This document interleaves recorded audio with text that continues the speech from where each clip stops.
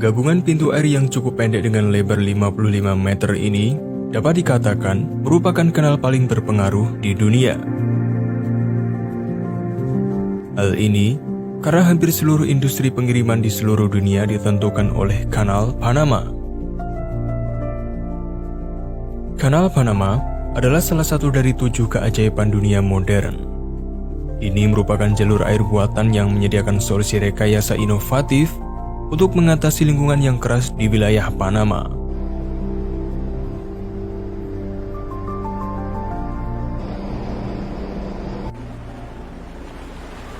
Sejarah Kanal Panama dimulai pada abad ke-19, ketika beberapa negara Eropa dan Amerika Serikat mulai berminat untuk membuat kanal yang menghubungkan Samudra Atlantik dengan Samudra Pasifik di wilayah Panama. Pada tahun 1881, tim konstruksi Prancis yang dipimpin oleh Ferdinand de Lesseps yang sebelumnya berhasil membangun Suez Canal mencoba untuk membuat kanal tersebut. Namun proyek gagal karena kesulitan teknis, masalah finansial, hingga masalah kesehatan yang diakibatkan oleh lingkungan Panama yang keras. Amerika Serikat kemudian mengambil alih proyek tersebut pada tahun 1904 setelah mendapatkan hak kontrak dari Panama yang saat itu masih merupakan wilayah Kolombia. Pembangunan Kanal Panama dilakukan oleh Kepala Insinyur Amerika Serikat John Frank Stevens. Pembangunan menelan biaya yang besar dan mengakibatkan banyak kematian para pekerja. Sekitar 6.000 pekerja meninggal karena malaria dan demam kuning. Tetapi proyek pembangunan akhirnya selesai pada tahun 1914. Pada tahun 1999, wilayah dari Kanal Panama ditransfer dari Amerika Serikat ke Panama oleh hasil perjanjian yang dibuat pada tahun 1977. Transfer wilayah ini menandai akhir dari hak istimewa Amerika Serikat atas kanal dan menjadikan Panama sebagai pengelola tunggal kanal tersebut.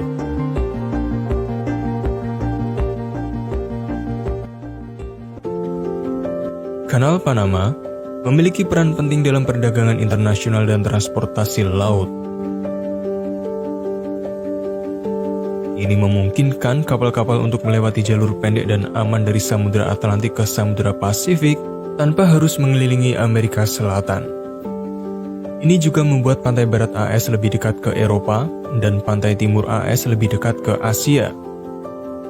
Sebagian besar kapal-kapal kontainer yang digunakan untuk mengangkut barang-barang dari Asia ke Amerika Utara dan Eropa harus melewati kanal ini. Ini berarti bahwa Kanal Panama menjadi salah satu jalur transportasi paling sibuk di dunia dengan rata-rata 9.000 kapal yang melewatinya setiap tahun.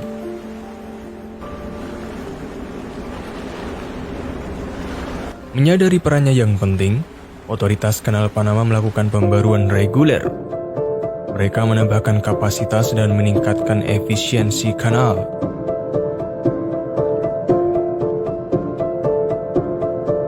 Proyek ini dimulai pada tahun 2007 dan selesai pada tahun 2016 dengan biaya sekitar 5,2 miliar dolar. Proyek perluasan menambahkan pintu air ketiga yang berfungsi sebagai tangga yang memungkinkan kapal-kapal yang lebih besar melewati kanal. Ini juga termasuk penambahan jalur air yang lebih besar dan lebih dalam, sehingga memungkinkan kapal-kapal untuk melewati kanal dengan lebih cepat dan aman.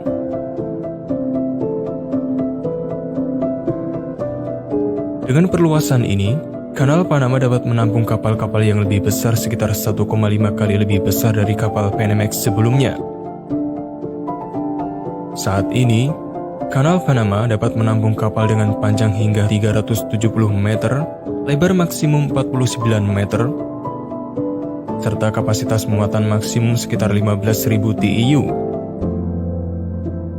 Ini berarti 96,8% dari armada kapal kontainer di dunia dapat melewatinya.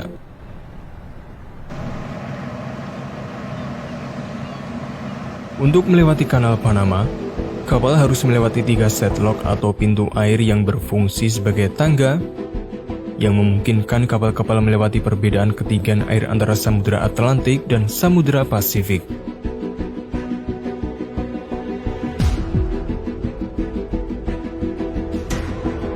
misalnya dari sisi Atlantik. Sebelum kapal masuk, kapal harus membayar tarif transaksi yang ditentukan oleh otoritas Kanal Panama, yang didasarkan pada ukuran kapal, muatan dan jenis barang yang ditransportasikan. Tarif ini memainkan peran penting dalam menutup biaya operasi dan pemeliharaan kanal. Sementara itu, tarif Kanal Panama tidaklah murah. Mereka mengenakan biaya tol sebesar $90 per kontainer dengan ukuran 20 feet. Artinya, kapal yang membawa ribuan kontainer yang terisi penuh harus membayar ratusan ribu dolar hanya untuk satu kali transit. Dengan adanya lock atau pintu air baru yang berkapasitas lebih besar, kapal dapat dikenakan biaya lebih dari $1 juta per transit jika kapal tersebut berukuran besar dan terisi penuh. Kemudian, kapal akan masuk ke lock pertama bernama Gatun Lock. Kemudian pintu air akan ditutup. Air dari hulu akan dituangkan untuk mengisi lock.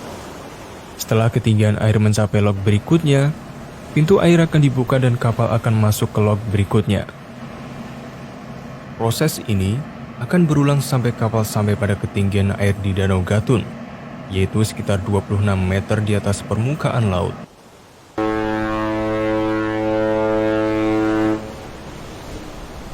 Di sini, kapal akan melewati jalur air yang lebar dan dalam di Kanal Panama sepanjang 34 km sampai di Culebra Cat.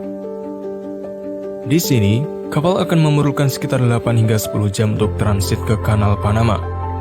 Lama transit tergantung pada ukuran kapal dan jumlah kapal yang menunggu untuk melewati kanal. Kemudian kapal akan sampai ke Lock Pedro Miguel.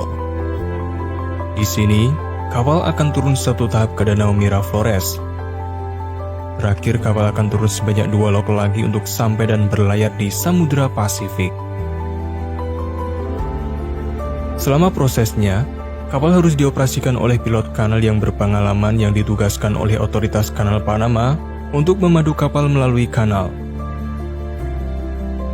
Pilot ini akan mengambil alih kendali kapal dan memastikan kapal berada di jalur yang benar dan memenuhi semua persyaratan keamanan.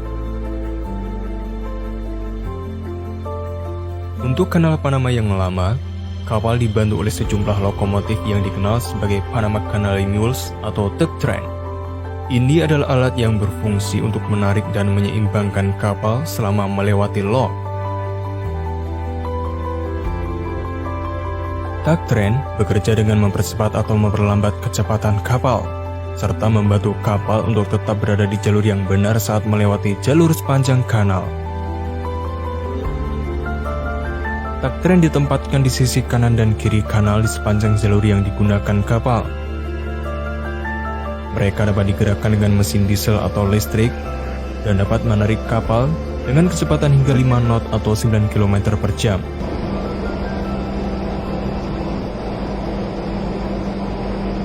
Kelas kapal Neo Panamax tidak lagi memerlukan lokomotif untuk memandu kapal. Kapal akan bermanuver menggunakan mesin dan kemudi, serta mengandalkan bantuan dari kapal air kecil namun sangat kuat yang dikenal sebagai tugboat.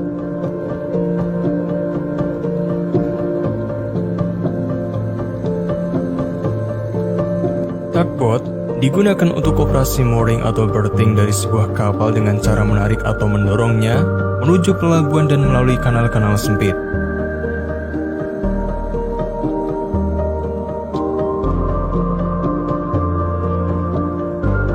Tugboat juga digunakan dalam operasi manuver kapal-kapal tidak bermesin, platform minyak, dan tongkang.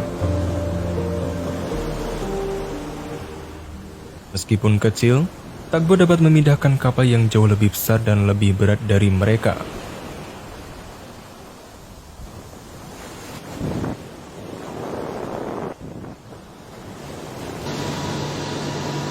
Mesin menghasilkan kekuatan yang besar, berkisar antara 680 hingga 3.400 horsepower. Ini menghasilkan rasio Deaton yang luar biasa, hingga 9,5 dibandingkan 1,2 pada kapal-kapal muatan dan penumpang.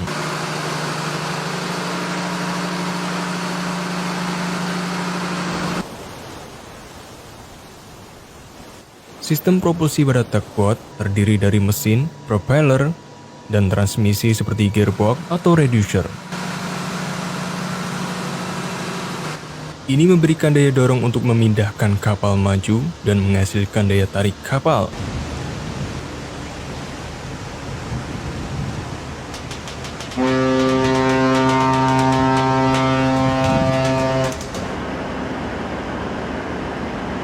Tugboat yang biasa digunakan dalam proses berthing kapal kontainer memiliki ballard pull tug atau daya tarik tug sekitar 60 hingga 65 ton.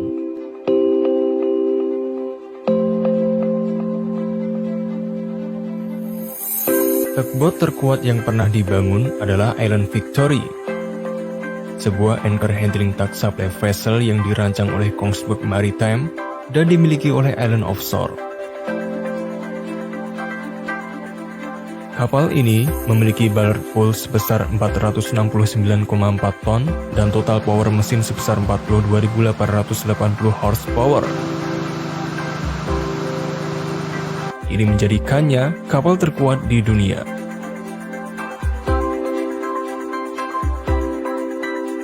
Selama proyek perluasan Kanal Panama, tugboat sangat penting untuk membantu dalam proses dredging.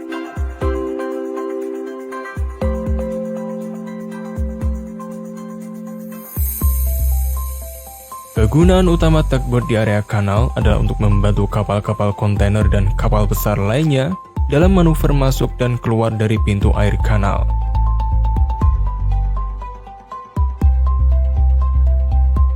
Untuk alasan keamanan, kapal-kapal ini tidak dapat meningkatkan kecepatan saat melewati kanal. Oleh karena itu, tugboat akan menarik kapal melalui lock menggunakan tali yang diikat pada bow kapal.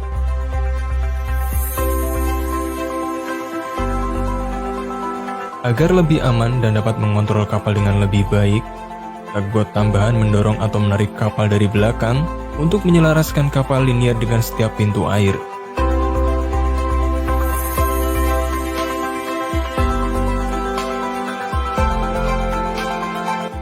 Saat berada di dalam lock chamber, Panama Canal Line Handlers dibantu oleh kru kapal mengamankan kapal menggunakan 4 tali besar yang dikeluarkan dari bagian headline kapal, spring line depan, stern line, dan spring line bagian buritan. Mooring personel akan mengikat tali pada ballards di sepanjang dinding lock chamber, sehingga kapal terjaga tepat di bagian tengah.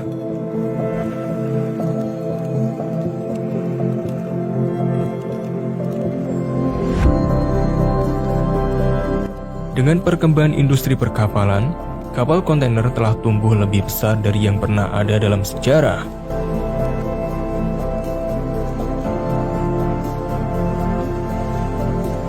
Terdapat beberapa kapal kontainer terbesar di dunia. Salah satu yang terbesar adalah Evergreen Ever Alert dengan kapasitas muat 24.004 TEUs. Kapal ini memiliki panjang 400 meter, lebar 61,5 meter, dengan drop 17 meter. Ia memiliki deadweight 241.000 ton dengan kapasitas muat kontainer terbesar di dunia.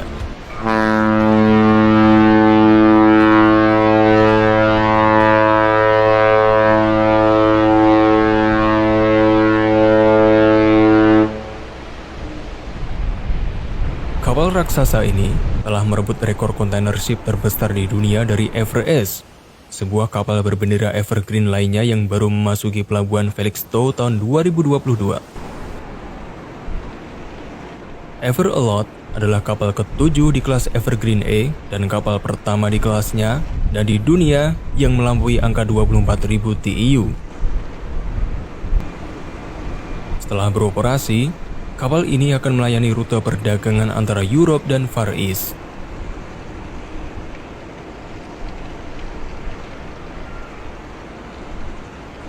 Kapal sebesar itu dapat dengan mudah berlayar di lautan yang dalam. Namun, kapal akan kesulitan berlayar di jalur laut yang sempit dan di pelabuhan.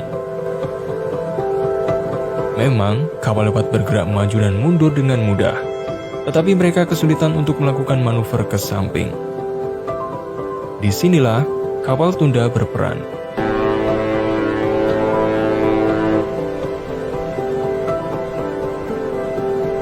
Mereka dapat bergerak bebas ke samping dan mendorong massa kapal yang besar, sehingga kapal besar tidak perlu menyalakan propeller utama dan dapat docking dengan aman tanpa merusak lambung atau infrastruktur pelabuhan. Ballard pull tug dan jumlah tugboat yang dibutuhkan bervariasi. Ini bergantung pada ukuran dan berat kapal yang dihandle, kondisi cuaca, draft, dan faktor lain yang melibatkan komunikasi antara kapten dan pilot. Untuk kapal seperti Evergreen, Everalot, atau Everest, dibutuhkan minimal 3 tugboat. Ketika kapal tiba di pelabuhan, tugboat akan bergegas untuk membantu menyelipkan kapal melalui pelabuhan.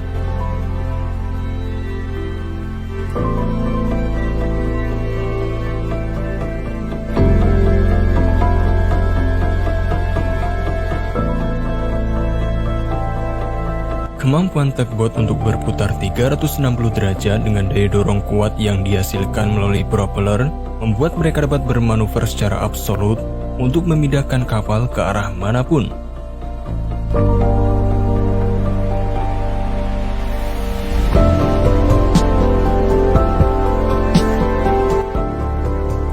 Tugboat akan mendorong atau menarik kapal dengan menggunakan tali yang terpasang pada ballard kapal.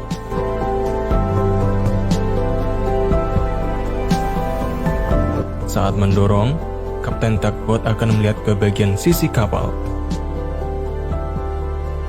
Oleh sebab itu, selalu ada pilot lokal yang berpengalaman di atas anjungan yang memindai kondisi pelabuhan dan memberi instruksi kapten tugboat untuk mendorong dan menarik kapal sampai kapal tersebut dalam posisi yang aman.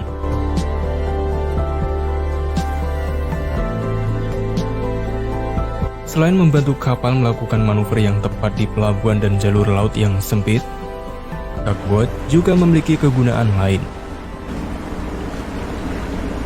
Seperti pengadaan makanan dan air tawar ke kapal yang berlayar jauh dari daratan, sebagai kapal pemecah es, operasi penyaluran bahan bakar ke kapal yang sedang berlayar, pemadam kebakaran, serta penyelamatan kapal yang sedang dalam kesulitan.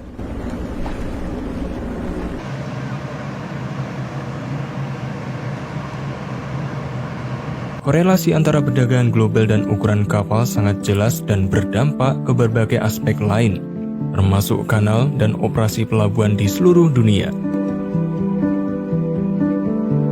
Pertumbuhan industri transportasi maritim yang intensif membuat Kanal Panama menjadi jalur yang sangat penting bagi perdagangan global.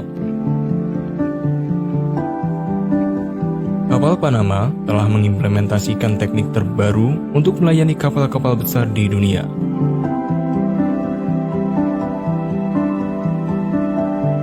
Di samping itu, tugboat akan selalu memainkan peran yang penting dalam menuntun kapal besar melalui kanal-kanal sempit serta berlabuh dengan aman. Mereka bekerja selama 24 jam setiap hari demi membantu kapal melakukan manuver yang tepat dan melawan cuaca buruk, bahkan bajak laut agar pesanan kita dapat tiba tepat waktu. Inilah akhir dari episode kali ini. Terima kasih telah menonton dan nantikan episode Now berikutnya.